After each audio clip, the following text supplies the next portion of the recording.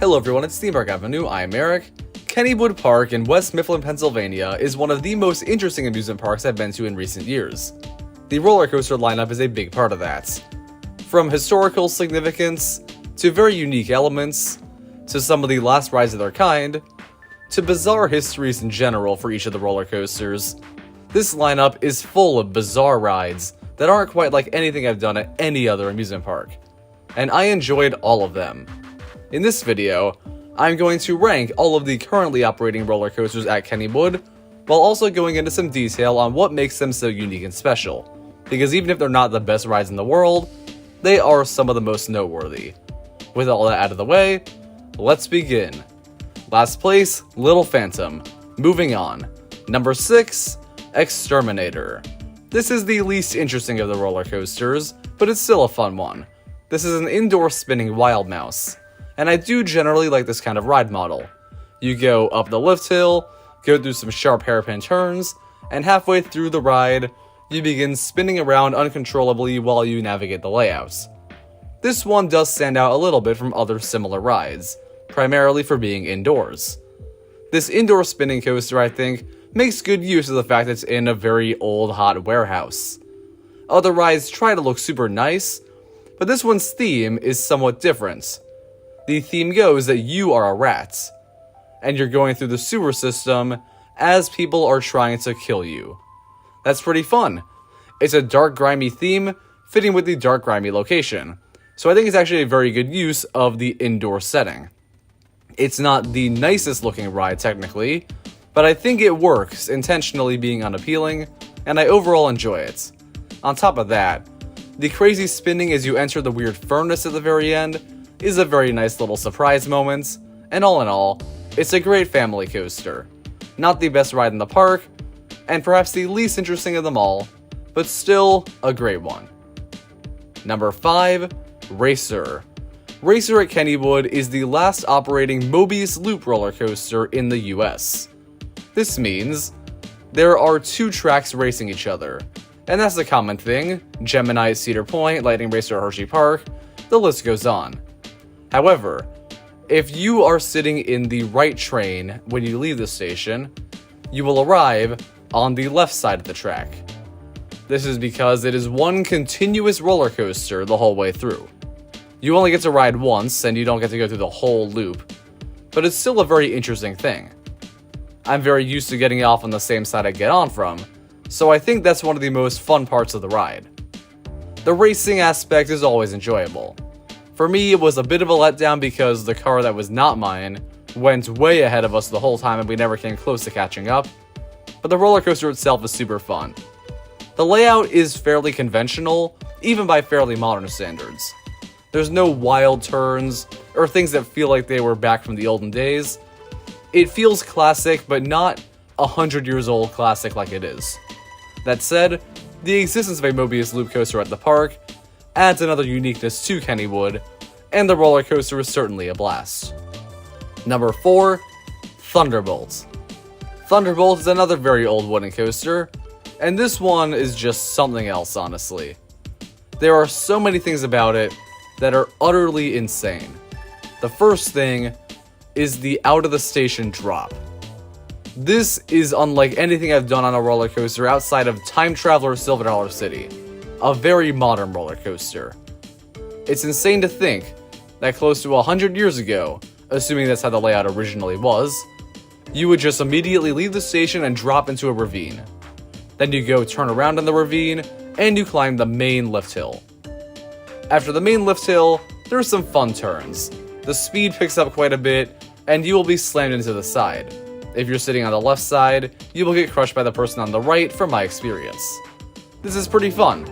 And all in all, while the ride is certainly not the most unique or super intense layout out there, some of those certain moments, like that drop out of the station, and the fact that after you leave the ravine, the final third of the ride involves you going back into it, is crazy.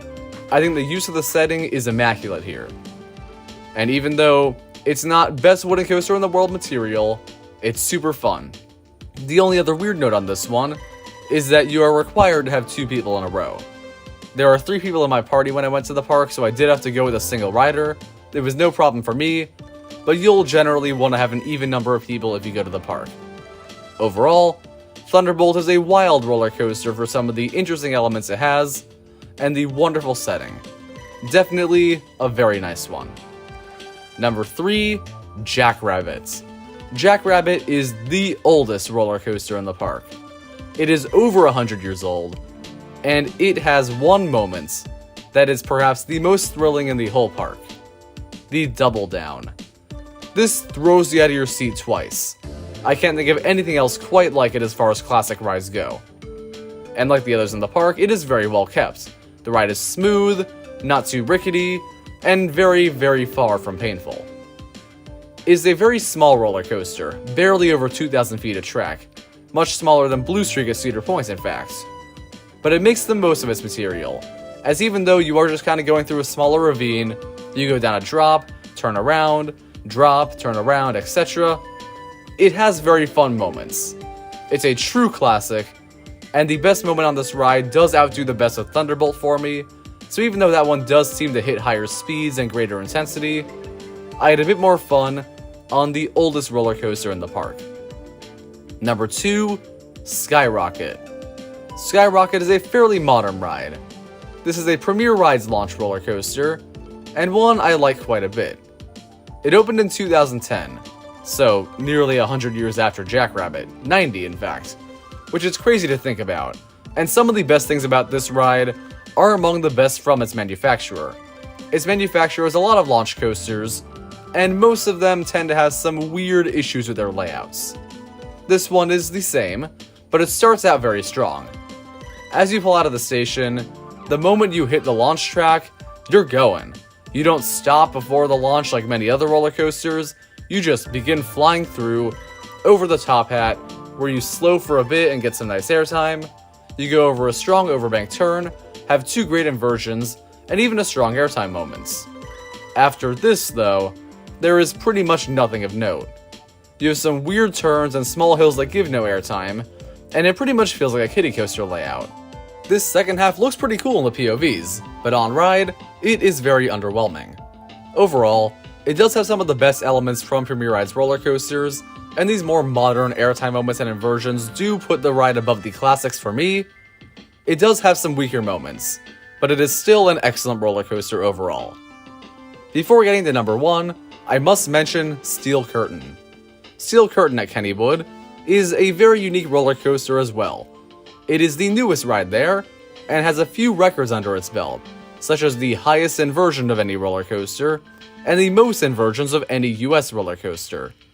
Unfortunately, the ride also might have the record for most downtime of any roller coaster, which is why it was closed for all of 2024 for renovations. This was unfortunate, but I knew it going in, so I'm not too disappointed. Similarly, I was not disappointed by the number 1 roller coaster at Kennywood, Phantom's Revenge. Phantom's Revenge opened in 1991 under the name Steel Phantom.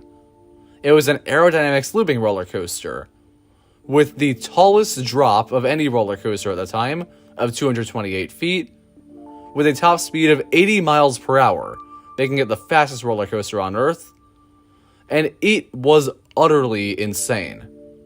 This didn't go too well. It was a very brutal ride, somewhat painful, had a lot of serious issues, but now it is Phantom's Revenge, a Morgan hypercoaster, and one of the best hypercoasters I've ever been on. The first drop is good. It's about 170 feet tall if I'm not mistaken, but what's really unique about the ride is the second drop. It is much taller than the first, and it goes into the ravine under Thunderbolt. The first drop and airtime moments are great, but this is really where the ride kicks into high gear. You reach speeds of 85 miles per hour, and you fly around the ravine, getting completely thrown out of your seat. The airtime is absolutely violent, and the restraints are perfect for it. You get thrown, it's not overly uncomfortable, but it is somewhat terrifying. And even though the ride is somewhat short in terms of duration as far as hypercoasters go, it is still a blast. The moments you do get, while not plentiful, are among the best of any roller coaster out there. It's simply insane, flying through this area at high speeds, going past Thunderbolt, getting ejected into space, if not for the restraints anyway, and just overall having a fantastic time. Phantom's Revenge is one that was a bit risky to make as a roller coaster, and I'm surprised that the remake worked out as well as it did. But I'm also very happy about that. Phantom's Revenge has maybe the craziest history and the craziest layout of any roller coaster at Kennywood. But I'm grateful for that, and it is crazy good, making it my favorite roller coaster at Kennywood and one of my favorite roller coasters in the world. Thank you for watching. I hope you enjoyed this video. Comment down below your Kennywood ranking or any questions you have about the park. Subscribe for more theme park content. I'll see you next time.